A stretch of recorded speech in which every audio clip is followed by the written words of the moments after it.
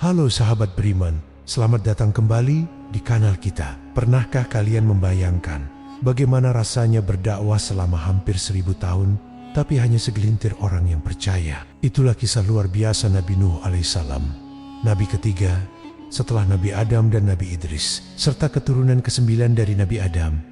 Sebelum kita lanjutkan cerita ini, jangan lupa subscribe, like, dan share agar kami semakin bersemangat dalam membuat konten seperti ini. Kita kembali ke cerita. Beliau adalah rasul pertama yang diutus Allah kepada kaum yang tenggelam dalam kesyirikan, menyembah berhala. Kesabarannya yang tak terbatas membuatnya digolongkan sebagai salah satu rasul ulul azmi, para nabi dengan keteguhan hati yang luar biasa. Nabi Nuh diutus kepada kaum Bani Rasib. Mereka adalah kaum yang cerdas, tapi sayangnya kecerdasan itu tidak membawa mereka kepada Allah. Mereka justru membuat patung-patung orang saleh terdahulu yang mereka beri nama Wat, Suwa, Yahuts, Yauke, dan Nasr. Awalnya hanya untuk mengenang, tapi lama-kelamaan mereka mulai menyembah patung-patung itu. Kesombongan dan kedurhakaan telah membutakan hati mereka dari kebenaran. Di tengah kegelapan inilah Allah menganugerahi Nabi Nuh umur yang sangat panjang, mencapai 950 tahun untuk menyeru kaumnya kembali ke jalan yang lurus. Selama 950 tahun, siang dan malam, secara sembunyi-sembunyi maupun terang-terangan, Nabi Nuh tak pernah lelah mengajak kaumnya. Pesannya sederhana, namun fundamental. Sembahlah Allah semata dan tinggalkan berhala-berhala itu. Bertaubatlah, sesungguhnya Allah Maha Pengampun. Nabi Nuh mengingatkan mereka tentang nikmat Allah dan memperingatkan akan dahsyatnya azab jika mereka terus ingkar.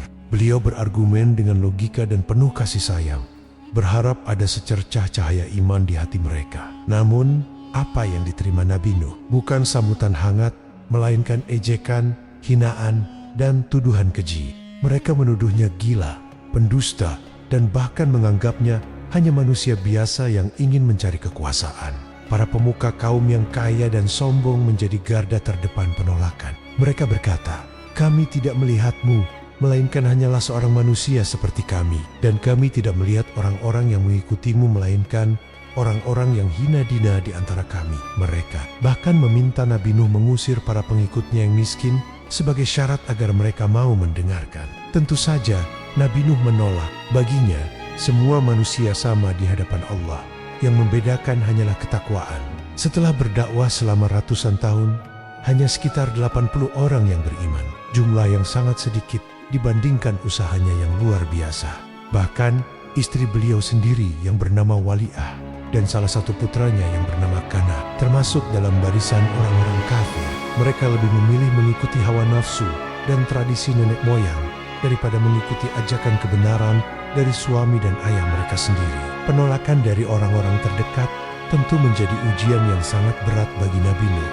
Merasa usahanya sudah sampai di jalan buntu dan melihat kekafiran kaumnya yang sudah mendarah daging, Nabi Nuh pun mengangkat tangan memanjatkan doa kepada Tuhannya. Beliau tidak lagi mendoakan hidayah, melainkan memohon keadilan. Dalam doanya, Nabi Nuh berkata, "Ya Tuhanku, janganlah Engkau biarkan seorang pun di antara orang-orang kafir itu tinggal di atas bumi." Ini bukanlah doa karena putus asa, melainkan sebuah kepasrahan total setelah ikhtiar maksimal dan keyakinan bahwa jika kaum kafir ini dibiarkan, mereka hanya akan melahirkan generasi-generasi yang lebih ingkar lagi. Allah Subhanahu wa Ta'ala mengabulkan doa hambanya yang sabar itu. Namun, sebelum azab diturunkan, Allah memberikan perintah yang sangat unik dan terdengar tidak masuk akal bagi kaumnya. Allah memerintahkan Nabi Nuh untuk membuat sebuah bahtera, sebuah kapal yang sangat besar. Yang lebih aneh lagi, perintah itu datang saat mereka berada di daratan yang kering, jauh dari laut maupun sungai besar. Bayangkan, membangun sebuah kapal raksasa di atas bukit. Tanpa ragu sedikit pun, Nabi Nuh segera melaksanakan perintah Allah. Bersama para pengikutnya yang setia, termasuk ketiga putranya yang beriman, yaitu Sam, Ham, dan Yafets. Mereka mulai mengumpulkan kayu dan membangun kapal itu setahap demi setahap, persis sesuai petunjuk dari Allah. Proses ini tentu saja menjadi bahan tertawaan baru bagi kaum kafir. Setiap kali mereka lewat, mereka akan mencemooh, "Hai Nuh, sejak kapan kamu jadi tukang kayu? Kamu membangun kapal di darat kering. Apa kamu sudah benar-benar gila? Mau kamu layarkan kemana kapalmu itu? Di padang pasir. Namun, Nabi Nuh dan para pengikutnya tidak goyah. Mereka hanya menjawab, jika sekarang kalian mengejek kami, maka kelak kami yang akan mengejek kalian saat azab itu datang. Setelah kapal selesai dibangun dengan kokoh, Allah memberikan tanda-tanda bahwa azab akan segera tiba. Tandanya adalah ketika sebuah tungku atau dapur di rumah Nabi Nuh mulai memancarkan air. Allah kemudian memerintahkan Nabi Nuh untuk segera mempersiapkan keberangkatan. Beliau diminta untuk membawa serta seluruh pengikutnya yang beriman, yang jumlahnya hanya segelintir. Selain itu, perintah yang luar biasa adalah membawa sepasang-sepasang dari setiap jenis binatang, jantan dan betina, ke dalam kapal. Bisa kita bayangkan betapa sibuknya proses itu, mengumpulkan semua hewan ke dalam bahtera raksasa. Tak lupa, mereka juga membawa perbekalan yang cukup untuk perjalanan yang entah berapa lama. Di saat-saat terakhir sebelum azab tiba, naluri seorang ayah membuat Nabi Nuh memanggil putranya, Kan'an, yang masih berada di luar bersama kaum kafir. Dengan penuh kasih, beliau berseru, "Wahai anakku, naiklah ke kapal bersama kami, dan janganlah engkau bersama orang-orang kafir itu." Namun, kesombongan telah menutup hati Kan'an. Ia menolak ajakan ayahnya, dan dengan angkuh menjawab, "Aku akan mencari perlindungan ke gunung yang dapat menyelamatkanku dari air bah ini." Nabi Nuh kembali menegaskan, tidak ada yang dapat melindungi dari azab Allah hari ini selain Allah sendiri. Namun, Kan'an tetap pada pendiriannya. Seketika itu, ombak besar datang dan memisahkan ayah dan anak itu. Dan Kan'an pun termasuk dalam golongan yang ditenggelamkan.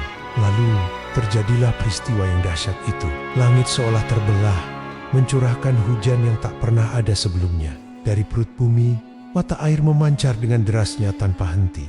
Dalam sekejap, daratan berubah menjadi lautan yang bergelombang ganas. Gunung-gunung pun tak terlihat lagi puncaknya. Semua orang kafir, termasuk istri dan anak Nabi Nuh, tenggelam tanpa sisa. Hanya bahtera Nabi Nuh yang terapung, berlayar dengan aman di atas ombak setinggi gunung. Dengan izin dan perlindungan Allah Subhanahu wa Ta'ala. Ini adalah pemandangan yang mengerikan bagi yang ingkar, namun menjadi bukti nyata kekuasaan Allah bagi mereka yang beriman di dalam kapal.